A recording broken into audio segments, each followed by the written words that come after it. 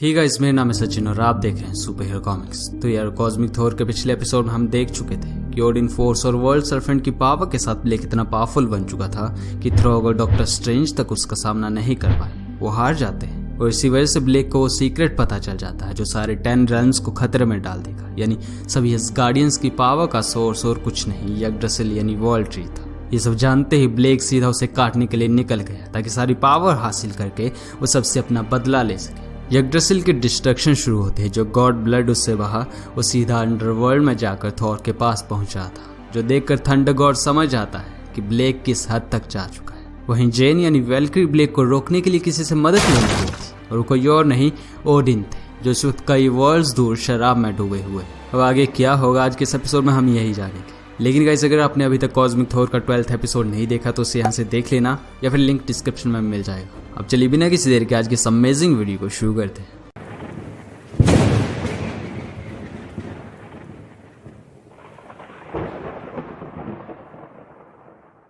Odin, जो एक समय पर एसगार्ड गॉड फादर, 10 रेल्म्स का सबसे पावरफुल गॉड और वन नाइट टाइटन, जो न किसी के सामने झुकता था न किसी से हार सकता था, जिसकी ताकत देखकर द ग्रेट वॉचर्स तक हैरान थे, उस ऑल फादर ओडिन ने भी अपनी जिंदगी में एक बैटल लड़ी थी जिसे वो भी जीत नहीं पाए थे।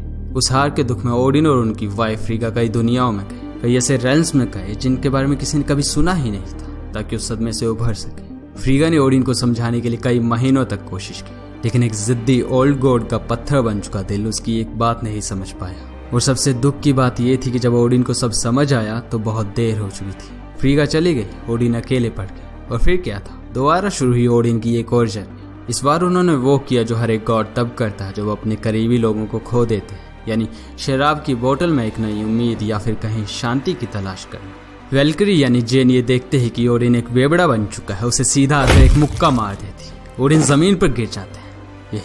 ये कैसा मजाक है? तो जेन ने कहा, गेट अप ओल्ड मैन, मुझे तुम्हारी फालतू की बकवास नहीं सुननी है। तुमने ये फाइट शुरू की थी, इसलिए अब खड़े हो जाओ और इसे खत्म करो। मैं यहाँ तुमसे मदद मांगने आई हूँ और तुम हो कि एक शराबी लड़के की तरह नीचे गिर गए। आखिर तुम्हें हुआ क्या है ओडिन?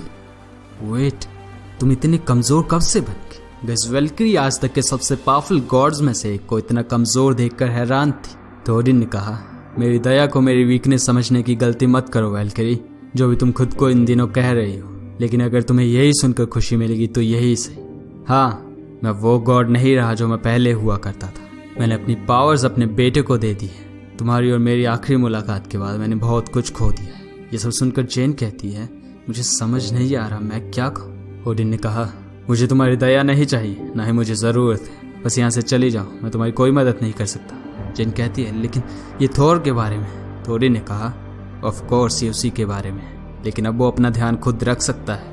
इस पर जेनी यानी वेल्क्री ने कहा, डोनर ब्लेक वापस आ चुका है। वो जानता है वो कौन है, आपने उसे क्यों बनाया, और अब वो पागल हो चुका है। उसने मिडगार्ड सर्फेंट को मार दिया, उसकी पावर चुरा ली, आपके बेटे को उसी प्रिजन में कैद कर दिया जिसे आपने उसके लिए बनाया था। पूरे एसगार्ड को उसने एक ऐसे हेल लाइक डायमेंशन में बैनिश कर दिया जिसके बारे में किसी को पता तक नहीं। मैं बता रही हूँ ओडिन, दुनिया को खत्म करके ऑल पावर को गेन करने के लिए वो कुछ भी कर सकता है। और थॉर, इस हालत में तो वो अपना ध्यान बिल्कुल नहीं रख सकता। वो अपना नशा उतारिए और चलिए मेरे साथ। गैस, ये सब सुनकर ओडिन को सिचुएशन की सीरियसनेस समझ आई। उन्होंने कहा, मैं आर्मर ले लेता हूँ। दूसरी तरफ ब्लड डायमेंशन, वो दुनिया जहाँ ब्लेक ने पूरे एसगार्ड को वैनिश किया है। बीटा रेविल कह रहा था, हमें और आर्मर्स की जरूरत होगी। ये वेपन्स, ये काफ़ी अच्छे टूल्स हैं, हालांकि मेरे स्टॉम्बेका को रिप्लेस नहीं कर सकते, बुरा मत मानना। पर फिर भी तुम्हें तुम्हारे लोगों को खुद पर प्राउड होना चाहिए। लेडी सिफ, यहाँ देखो, निडाविलर के ड्वार्व्स इनके वॉर्स में से बहुत कुछ सीख सकते हैं। गैस, लेडी सिफ ये सब सुनकर चिढ़ जाती है। बिल, तुम ये क्या कर रहे हो? तुम्हें समझ नहीं आ रहा? जब तक हम यहाँ से निकल नहीं जाते तब तक इस सब का कोई फायदा नहीं है। हम यहाँ बच्चों की कॉस्ट्यूम पहनकर क्या कर लेंगे?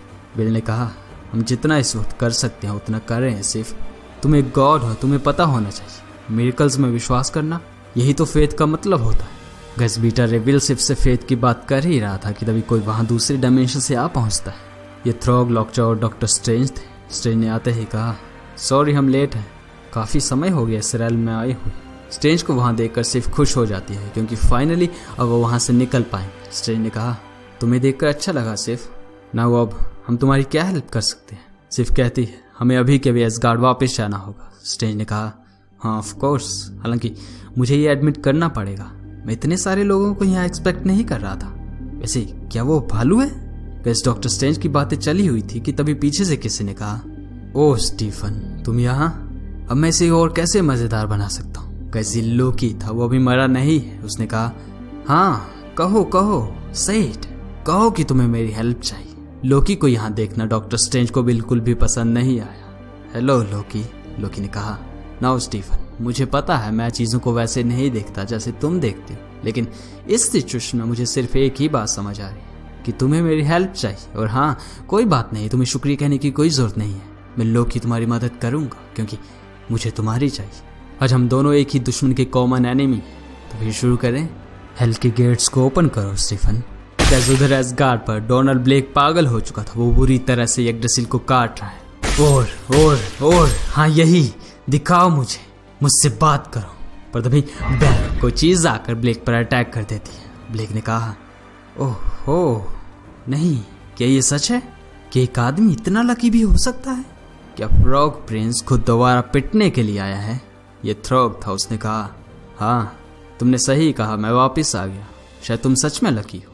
पर गैस थ्रॉग अकेला नहीं था, बल्कि उसके साथ पूरा एसगार्ड, डॉक्टर स्ट्रेंज, बीटा रेबिल, सिफ लॉकजॉ सब थे। ये देखकर ब्लेक कहता है, ओह हम पहले भी ये खेल खेल चुके हैं, क्या ऐसा नहीं है? तुम और तुम्हारे ये हीरोज, क्या मुझे तुमसे डरना चाहिए? गैस ब्लेक ये सब कह ही रहा था कि तभी किसी ने पीछे से उसके कंधे पर हाथ ही रखा और ब्लेक नीचे। वो कोई कहता है, मुझे इसमें काफी खुशी होगी। ये आवाज सुनते ही ब्लेक ने कहा, वेल तो शायद वक्त आ चुका है फादर। गैस ओडिन थे, वो भी अपने आर्मर के साथ। वो कहते हैं, मैं तुम्हारा फादर नहीं हूँ घोस्ट, पर अगर तुम सजा ही चाहते हो तो कॉन्ग्रेचुलेशंस, तुम्हारा इंतजार खत्म हो। ओडिन को इस तरह देखकर ब्लेक कहने लगा, तुम्हें लगता है मैं तुमसे डरता हूँ? ओडिन ने कहा, शायद नहीं, लेकिन तुम्हें कोई अंदाजा नहीं है कि तुमने क्या शुरू कर दिया है। तुम्हें क्या लगता है तुम्हारे अंदर की सारी पावर और वर्ल्ड ट्री का ब्लड, ये सब कहाँ जा रहे होंगे? गैस ब्लेक ने ओडिन से ये सुना ही कि तभी उसके होश उड़ गए। क्यों? क्योंकि ये सब थॉर के पास पहुंचा था। यहाँ थंडर गॉड इस वक्त बहुत गुस्से में है। थॉर अपनी हर एक थंडर स्ट्राइक के साथ कह रहा था, मैं God of storm, I am the king of Asgard. क्या तुम मुझे सुन सकते हो? कि तुम मेरे थंडर को फील कर सकते हो? तुम्हें ओडिन फोर्स चाहिए ब्लेक, तुम्हें ये नहीं मिल सकती, पर तुम्हें थॉर फोर्स जरूर मिलेगी। और गैस तुम सारी की सारी ले सकते हो। एक थंडर स्ट्राइक यग्ड्रासिल से होते हुए ब्लेक पर जाती। ये पावर इतनी ज्यादा थी कि 10 रेल्म्स के सारे इन्फिनाइट रास्ते गूंज उठे। थंडर इतनी चमकदार थी कि सूरज की रोशनी भी कम पड़ जाए। अब थॉर को फाइनली ढूंढा जा सकता था। ह्यूगनर म्यूनियन थंडर गॉड की पावर महसूस करते ही थॉर के पास जा पहुंचे। वो कहने लगे, हम आपको यहाँ से बाहर नहीं निकाल सकते माय किंग, सिर्फ आपकी स्टाफ को बाहर की दुनिया में स्ट्राइक करके ही आपकी बॉडी रिलीज हो सकती है। तो थॉर ने कहा, मैं जानता हूँ, लेकिन तुम मेरी स्पिरिट, मेरी सोल को तो बाहर ले जा सकते हो। ह्यूगन कहता है, हाँ माय लॉर्ड, बस आपको एक वेसल की जरूरत होगी। ये सुनते ही थॉर मुस्कुराने लगा, ओह फिक्र मत करो, मेरे पास एक आइडिया है। गैस ऊपर ब्लेक कह रहा था, मैंने अपनी बात पूरी नहीं की है, तुम्हें उस सब का जवाब देना होगा जो तुमने किया है। मैं रुकूंगा नहीं, मुझे कोई रोक नहीं सकता। मैं तुम में से हर एक को खत्म कर दूंगा। तुम सब तब तक तड़पोगे जब तक मुझे वो नहीं मिल जाता जिसका मैं हकदार हूँ। फादर, आपको मुझे एक लाइफ देनी होगी। तो ओडिन ने कहा, सारी जिंदगियां खत्म हो जाती हैं, मैं इसके अलावा तुम्हें और कुछ नहीं दे सकता। Donald Blake, shadow of thunder, slayer of the great serpent, ये मेरी जजमेंट है। तुम्हें वापस मिटा दिया जाता है। और तुम्हारा नाम? कैसे ओडिन अपनी बात पूरी करने ही वाले थे और शायद ब्लेक को भी एग्जिस्टेंस से मिटाने ही वाले थे कि तभी कोई पीछे से कहता है, फादर मुझे लगता है इसे मैं हैंडल कर लूंगा। ओडिन ने पीछे मुड़कर देखा कि तभी एक जोर का वार ब्लेक पर, वो नीचे। ब्लेक डर से सहम गया। वो कहता है, ओह गॉड, जैसे थॉर था जिसकी सोल इस वक्त डिस्ट्रॉयर में थी, एस्गार्ड का सबसे पावरफुल वेपन जो सेलेस्टियल्स तक का सामना कर सकता है। थंडर गॉड ने कहा, तुम्हें मेरी पावर चाहिए तो आओ और ले लो। इसके साथ ही हमारा एपिसोड खत्म हो जाता है। पिछले एपिसोड्स को आप यहाँ से देख सकते हो। अगर ये वीडियो अच्छी लगी तो इसे लाइक कर दें और हाँ, चैनल को सब्सक्राइब करके बेल आइकन को दबाकर ऑल नोटिफिकेशन ऑन जरूर कर लें, वरना आपको मेरी वीडियोस यूट्यूब पर शो नहीं होंगी। अब मिलते हैं हमारे नेक्स्ट वीडियो में, तब तक के लिए thank you and good bye.